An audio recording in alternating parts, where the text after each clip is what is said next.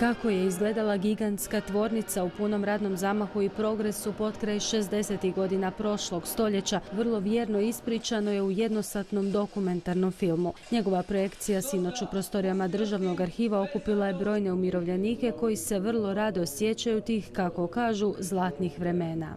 Lijepo je bilo i čitavo vrijeme smo bili toliko veliki kolektiv, a lijepo smo se slagali, poštivali, uvažavali, cijenili jedan drugoga, kako radnike, tako i službenike. Legendarna novinarka TV Zagreba Gordana Boneti kroz film je ispričala priču o direktorima, poslovođama i običnim radnicima. U Đuri Đakoviću gradili su se tada mostovi, lokomotive, čelične konstrukcije, a o brzom razvoju tvornice govori i podatak da je od sredine 60. do sredine 80. godina broj zaposlenih porastao s 4,5 tisuće na 16.300. Brojni u to vrijeme bilježe i svoje osobne poslovne uspjehe. 67. godine sam već bio u institutu, na razvoju poduzeća smo radili, a nakon ovdje smo vidjeli inženjer Čerevkova, on je otišao u mirovinu i ja sam poslije njega